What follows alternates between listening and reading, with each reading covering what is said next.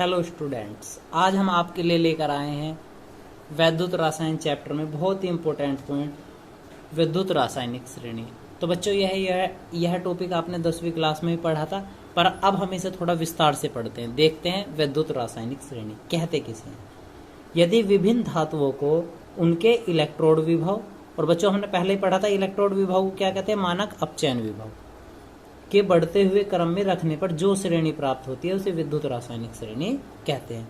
यानी कि धातुओं को उनके इलेक्ट्रोड विभव के बढ़ते हुए क्रम में रखने पर जो श्रेणी प्राप्त होती है उसे विद्युत रासायनिक श्रेणी कहते हैं। ठीक है बच्चों, अब हम इस विद्युत रासायनिक श्रेणी के कुछ उपयोग देखेंगे। तो बच्चों, अनुप्रयोग लक्षण विद्युत रासायनिक श्रेणी के, तो बच्चों इसके हम 3 लक्षण बताएंगे आपको यहाँ से। तो नंबर 1 लक्षण विद्युत रासायनिक श्रेणी का। तो पहला लक्षण है बच्चों, विद्युत रासायनिक श्रेणी की सहायता से धातुओं की क्रियाशीलता ज्ञात की जा सकती है।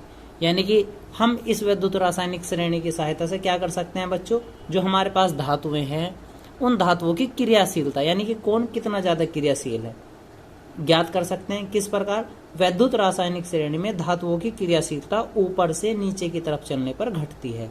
बच्चों, जब हम आपको अभी आगे विद्युत रासायनिक श्रेणी दिखाएंगे तो वहां पे क्या होगा, जब हम ऊपर से नीचे की तरफ चलेंगे तो क्रियाशीलता क्या होगी बच्चों, घटेगी। यानी कि ऊपर वाले तत्व की क्रियाशीलता कैसी होगी, अधिक होगी, और नीचे वाले तत्वों की क्रियाशीलता कैसी होगी बच्चों, कम होगी।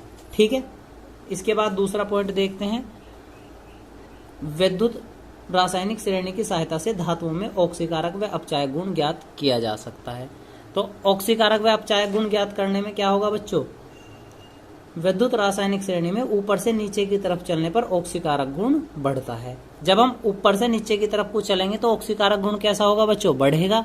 आपने पूर्व वाली यानी पहली डेफिनेशन पढ़ी, ऊपर से नीचे की तरफ चलने पर क्रियाशीलता कैसी होती है, घटती है, ऑक्सीकारक गुण बढ़ता है। 2 हो गए पॉइंट बच्चों।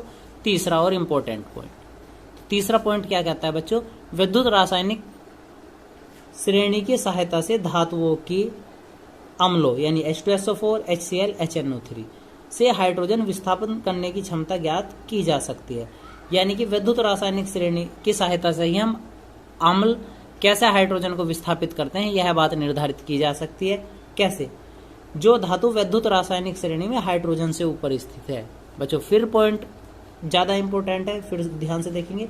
जो धातु विद्युत रासायनिक श्रेणी में हाइड्रोजन से ऊपर स्थित है वह अम्लों से क्रिया करके हाइड्रोजन को विस्थापित कर देती है। यानी कि जो श्रेणी में ऊपर की तरफ स्थित होगा किससे, हाइड्रोजन से, वो तो क्या करेगा, हाइड्रोजन को विस्थापित कर देगा। तथा जो विद्युत रासायनिक श्रेणी में हाइड्रोजन से नीचे स्थित होगा वह अम्लों से क्रिया करके हाइड्रोजन को विस्थापित नहीं कर पाता है।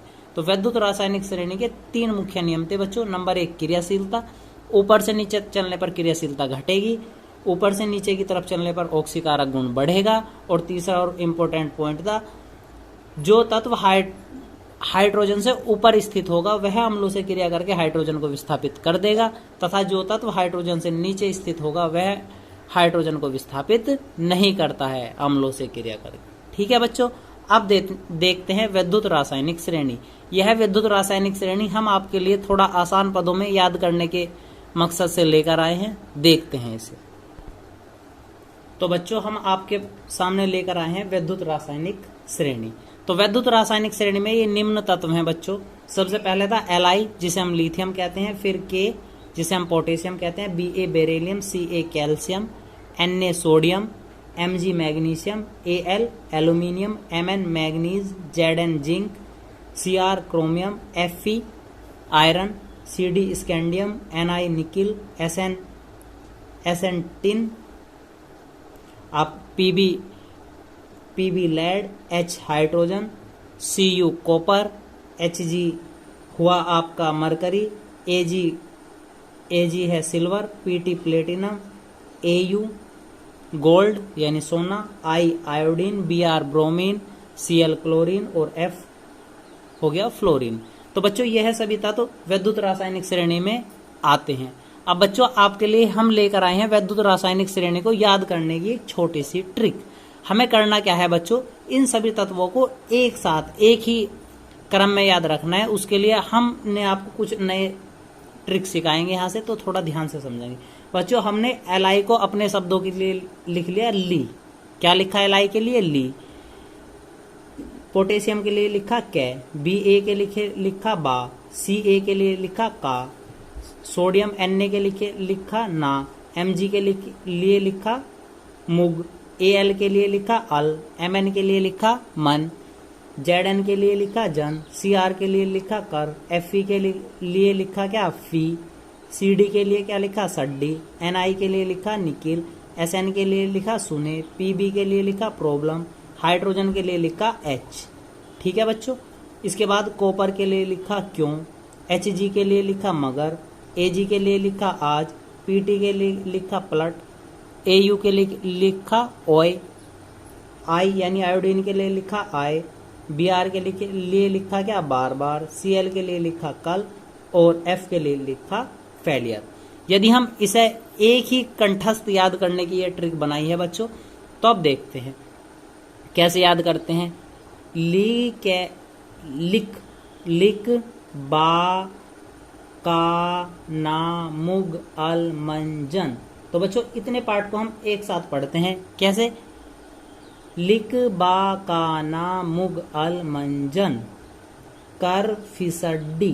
फिर अगले 3 तत्वों को एक साथ पढ़ते हैं। कर फी सड्डी, निकिल सुने प्रॉब्लम है। फिर अगले 4 तत्वों को एक साथ पढ़ते हैं। निकिल सुने प्रॉब्लम है। ठीक है बच्चों। इसके बाद अगले तत्वों में हम पढ़ते हैं क्यों, मगर, आज, पलट, ओए, क्यों। अब इसे सारे को एक साथ, क्यों, मगर, आज, पलट, ओए, आए, बार बार, कल, फेलियर। तो बच्चों यह पूरी एक विद्युत रासायनिक श्रेणी है जिसे आपको हमने शॉर्ट ट्रिक में लेकर आए हैं। फिर एक बार देखते हैं। लिक बा का ना मुग अल मंजन, कर फिसड्डी, निकिल सुने प्रॉब्लम है, क्यों, मगर, आज, पलट, ओए, आए, बार बार, कल, फेलियर। तो यह एक विद्युत रासायनिक श्रेणी थी। इसमें आपने पूर्व के 3 नियम पढ़े। तो यह श्रेणी कैसे है बच्चों? इलेक्ट्रोड विभव के बढ़ते हुए और क्रियाशीलता के बढ़ते हुए क्रम में तथा ऑक्सीकारक के भी बढ़ते हुए क्रम में। यानी कि ऊपर से जब हम नीचे को चल रहे तो क्या हो रहा बच्चों? इसमें ऊपर से नीचे की तरफ चलने पर इलेक्ट्रोड विभव भी बढ़ रहा, क्रियाशीलता बढ़ रही, ऑक्सीकारक गुण भी बढ़ रहा। ठीक है बच्चों। तो होगा क्या यहाँ से? अब इसे हम समझते हैं। यह मुख्य तत्व था क्या? हाइड्रोजन। जो हाइड्रोजन से नीचे के तत्व हैं ये अम्लों से क्रिया करके हाइड्रोजन को विस्थापित नहीं करते हैं। कौन से? जो हाइड्रोजन, इस वाले हाइड्रोजन से जो नीचे के तत्व हैं ये तो क्या करेंगे? हाइड्रोजन को विस्थापित नहीं करेंगे। पर ऊपर वाले सभी तत्व अम्लों से क्रिया करके हाइड्रोजन को विस्थापित कर देते हैं। पहला नियम आपने यह पढ़ा था। एक नियम आपने पढ़ा था क्रियाशीलता का। ऊपर वाला तत्व नीचे वाले तत्व से कैसा होता है बच्चों? अधिक क्रियाशील होता है। तो ऊपर वाला तत्व दूसरे वाले से कैसा होगा? अधिक क्रियाशील होगा। ठीक है बच्चों।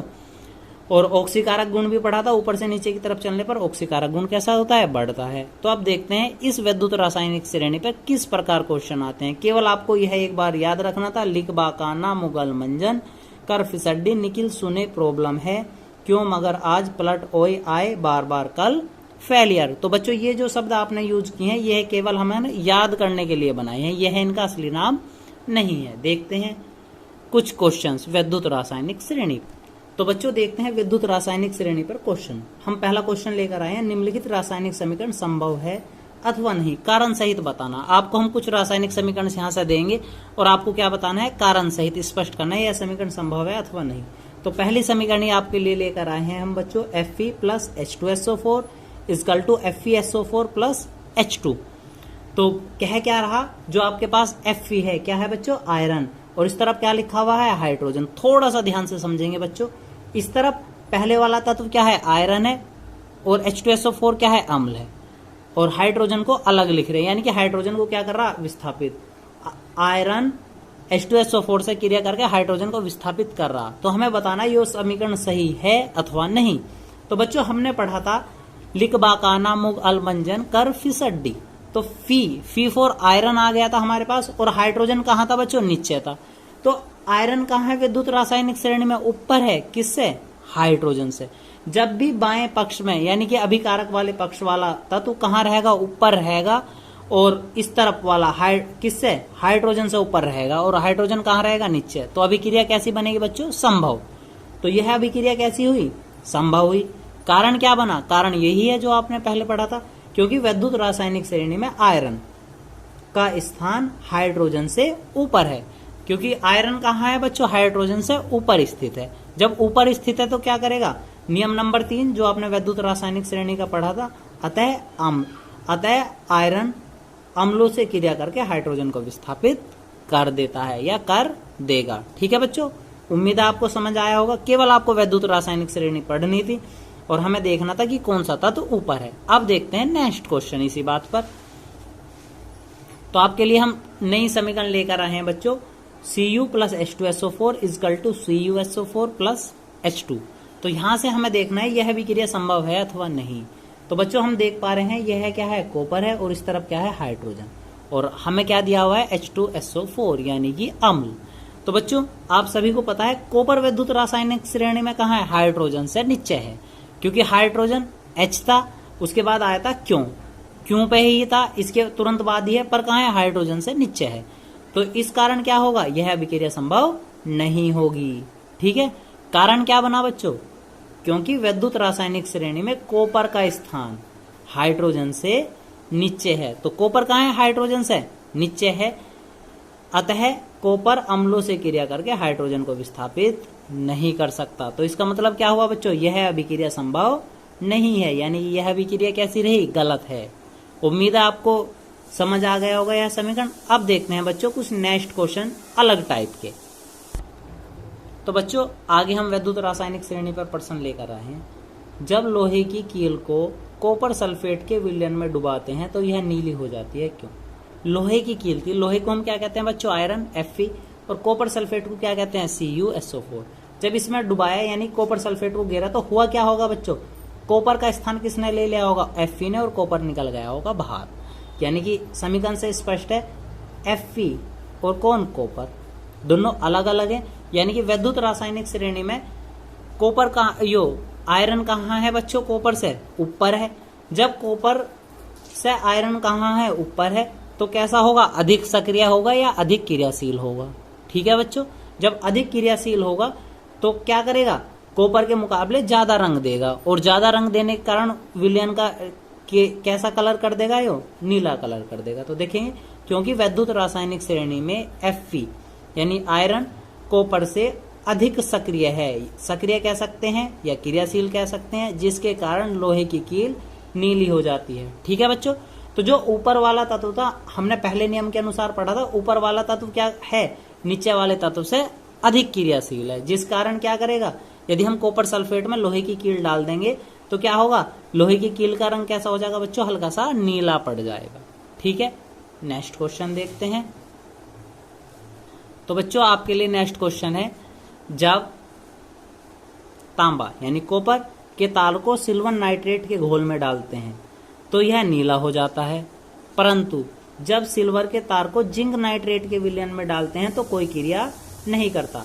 कॉपर था और बच्चों क्या था? सिल्वर था। कॉपर और इस तरफ क्या बना? सिल्वर को क्या कहते हैं हम? Ag। इससे ही डायरेक्ट अंदाजा लगाते हैं। देखो बच्चों, कॉपर कहाँ है? सिल्वर से ऊपर है। जब ऊपर है तो कॉपर सिल्वर के मुकाबले कैसा हुआ?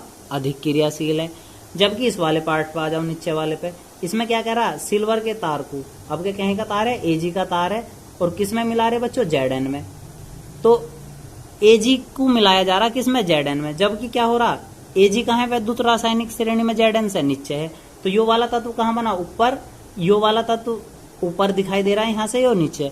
जबकि होना क्या चाहिए? जिंक इस तरफ होना चाहिए, Ag इस तरफ होना चाहिए। ठीक है बच्चों, अब इसका विस्तार से आंसर देखते हैं। तो वैद्युत रासायनिक श्रेणी के अनुसार कॉपर की सक्रियता सिल्वर से अधिक है, यानी कि कॉपर कैसा सक्रिय था? सिल्वर से अधिक सक्रिय है, जिसके कारण सिल्वर नाइट्रेट का विलयन नीला हो जाता है। तो कॉपर क्या करेगा? सिल्वर नाइट्रेट में से सिल्वर को हटा के खुद उसके स्थान पर बैठ जाएगा और विलयन का कलर कैसा कर देगा? नीला कर देगा। जबकि जब वैद्युत रासायनिक श्रेणी के अनुसार सिल्वर की सक्रियता जिंक से कैसी है? कम है, क्योंकि जिंक कहाँ है बच्चों? जिंक ऊपर था, जबकि यहाँ क्या आ रहा? जिंक वाला विलयन में डाला जा रहा है, यानी कि जिंक वाला विलयन कहाँ रहा? नीचे रहा। तो Ag क्या करेगा? जिंक के विलयन में जाके घुलता ही नहीं, कोई क्रिया नहीं करता। तो यह क्रिया संभव नहीं है। उम्मीद है आपको यहाँ तक समझ आ गया होगा बच्चों। अब देखते हैं नेक्स्ट टॉपिक।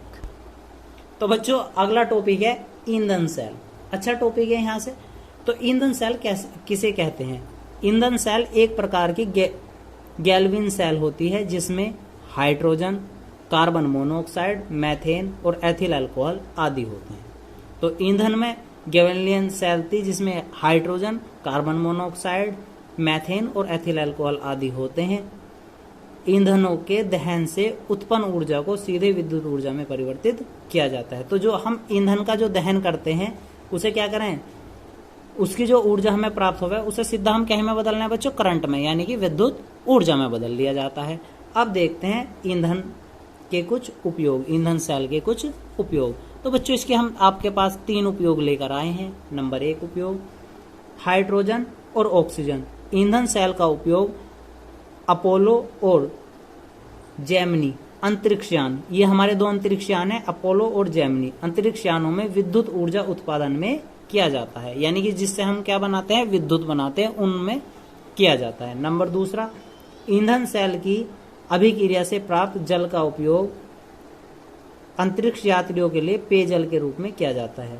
जो ईंधन सेल से अभिक्रिया से प्राप्त जो हमें जल मिला है उसे हम किस में यूज करें बच्चों? अंतरिक्ष यात्रियों के लिए पेय, यानी कि पीने के जल के रूप में इस्तेमाल करते हैं। तीसरा पॉइंट, ईंधन सेल की दक्षता 70 से 80% तथा अन्य विद्युत उत्पादन करने की परंपरागत विधियों से अधिक होती है। यानी कि जो हमारे ईंधन सेल की दक्षता है वो कितनी है?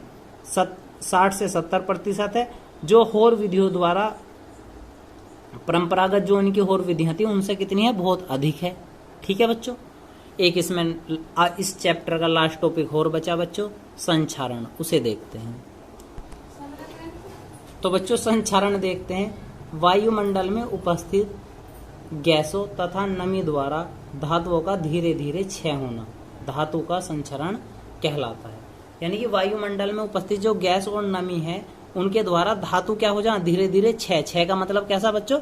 कमजोर या गलनी शुरू हो जाए, उसे हम क्या कहते हैं? धातुओं का संक्षारण कहते हैं। उसका सबसे मुख्य उदाहरण लोहे पर जंग का लगना, यानी कि लोहे को यदि हम किसी नमी या आर्द्रता में छोड़ दें तो कुछ समय बाद लोहे पे क्या हो जाए बच्चों? जंग लग जाए। ठीक है ना। तो संक्षारण में प्रभावित करने वाले कारक, यानी कि जो हमारा संक्षारण है, ये जंग किस कारण लगता है, उसे प्रभावित करने वाले कारक कौन कौन से हैं? तो बच्चों सबसे पहला कारक है धातुओं की प्रकृति। तो अधिक क्रियाशील धातुएं जल्दी संक्षारित हो जाती है, यानी कि जो धातु ज्यादा क्रियाशील होगी, यानी कि बहुत जल्दी क्रिया कर लेती होगी, तो उन पर जंग भी कैसा होगा बच्चों? बहुत जल्दी लग जाएगा। जैसे सबसे अधिक क्रियाशील वस्तुओं में कौन कौन ले रहे हैं हम? कॉपर और आयरन है। इन दोनों वस्तुओं पर क्या होगा? जंग भी बहुत जल्दी लग जाता है। ठीक है बच्चों। अब दूसरा कारण रहा धातुओं में अशुद्धियां। अशुद्धियों की उपस्थिति में धातुएं गैल्वेनी सेल बना लेती हैं, जिस कारण संक्षारण तीव्र गति से होने लगता है। तो ये क्या करें? गैल्वेनी सेल बना ले में, जिस कारण संक्षारण भी कैसा होगा? बहुत जल्दी हो जावे। जैसे शुद्ध आयरन में जंग नहीं लगता। यदि हमारे पास आयरन कैसा है बच्चों? शुद्ध है, तो उसमें जंग नहीं लगता, जबकि अशुद्ध आयरन में आपने देखा होगा बहुत जल्दी से जंग लग जाता है। नंबर 3, तीसरा पॉइंट है बच्चों वातावरण। तो वातावरण रहा धातुओं के आसपास के वातावरण में उपस्थित oxygen, carbon dioxide, sulphur dioxide, नमी आदि की उपस्थिति में संक्षारण तीव्रता से होता है। तो किसी भी धातु पे जंग लगने में मुख्य कारण क्या रहा होगा? उसमें वहां पे उसके वातावरण पर निर्भर करेगा, जिसमें क्या आपकी oxygen gas, carbon dioxide, sulphur dioxide, नमी आदि उपस्थिति में संक्षारण बहुत तेजी से होता है। ठीक है बच्चों। और संक्षारण को रोकने के उपाय, हम कुछ उपाय करते हैं। मुख्यतः आपने देखा होगा, पहला उपाय धातुओं की सतह पर पेंट करके। तो हम क्या करते हैं? लोहे पर या अन्य धातुओं पर क्या करते हैं? पेंट कर देते हैं अलग चीज का, जिस कारण क्या होता है? उन पर जंग कम लगता है। नंबर 2, धातुओं की सतह पर तेल या ग्रीस करके या ग्रीस की हल्की सी एक परत चढ़ाकर भी हम बचा सकते हैं संक्षारण से धातुओं को। और एक क्या? विद्युत लेपन द्वारा। तो विद्युत लेपन द्वारा भी संक्षारण को हम क्या कर सकते हैं बच्चों? रोक सकते हैं। तो बच्चों यह विद्युत रसायन चैप्टर का लास्ट टॉपिक था। आज यह चैप्टर यहीं समाप्त हो गया। तो कल से नेक्स्ट चैप्टर चलेगा। तो हमारी आगे की वीडियो देखने के लिए हमारे चैनल को सब्सक्राइब करें और हमारी वीडियो को शेयर करें। यदि कोई आपको प्रॉब्लम हो तो आप कमेंट बॉक्स में कमेंट करके भी पूछ सकते हैं। धन्यवाद।